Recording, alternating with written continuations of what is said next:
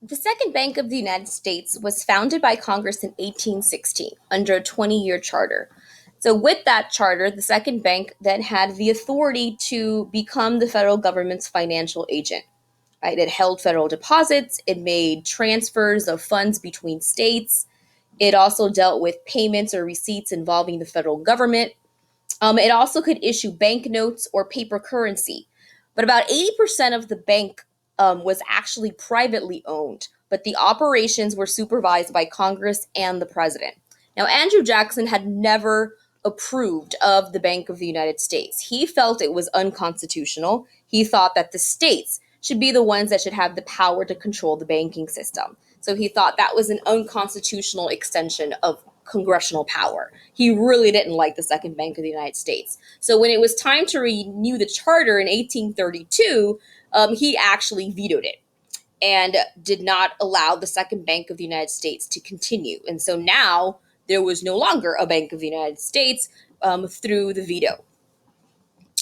Now, this action actually gained him a lot of support still from the common people, especially from the South, because they, as well, many people in the South, didn't really agree with the bank because they felt that the Bank of the United States had always favored businessmen and manufacturing over the farmers.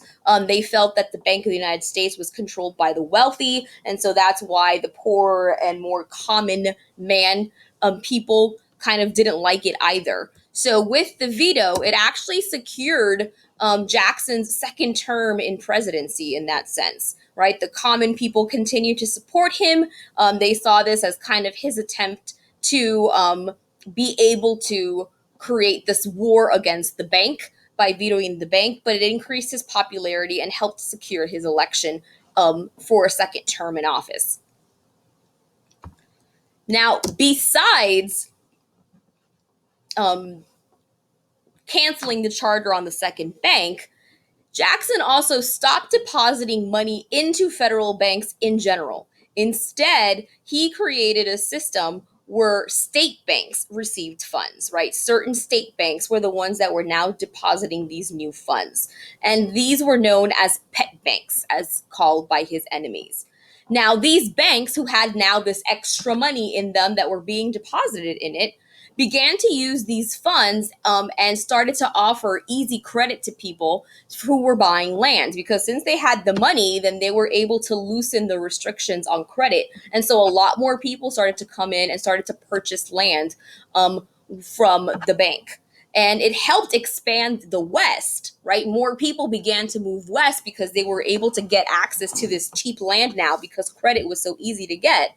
However, because of that, we started to see a huge rise in inflation, right? People began to see huge rises in inflation because of the fact that now these cheap lands, people were speculating that maybe the cheap land would start to get raised in value again. But now we were kind of losing currency to uphold against all of this money that was being used, all these credits that were being given. We didn't have the actual money, as in gold and silver, to uphold all of that currency being used. And so this would soon lead to what becomes known as the Panic of 1837, which becomes a huge national depression.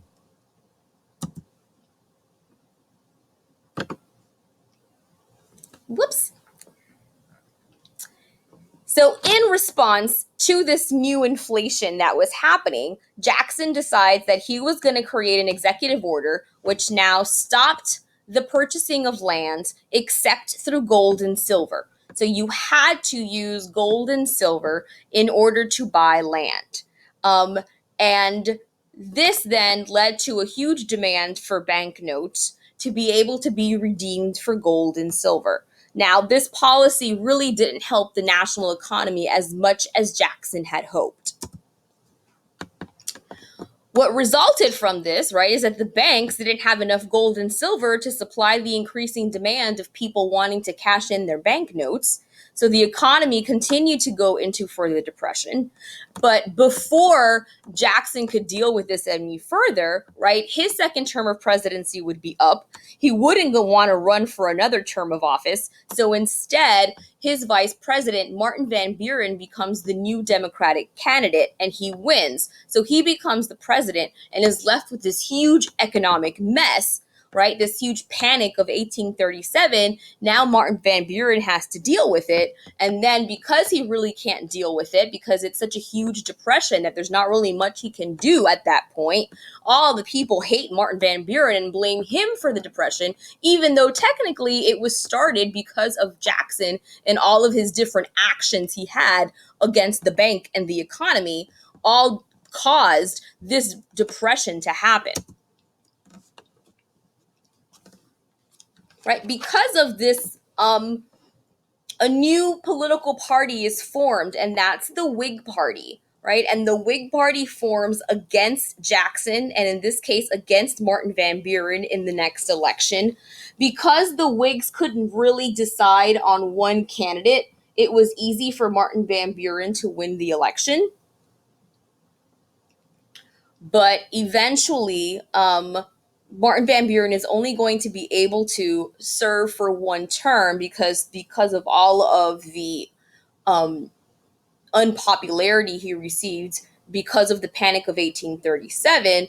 When the next election comes along in 1840, right, Martin Van Buren tries to run for re-election. The Whigs have a new candidate, and their new candidate then is a much more popular candidate, which is good old Tippecanoe himself, William Henry Harrison, and he's able to secure the presidency in 1840 because of Martin Van Buren's unpopularity after the Depression.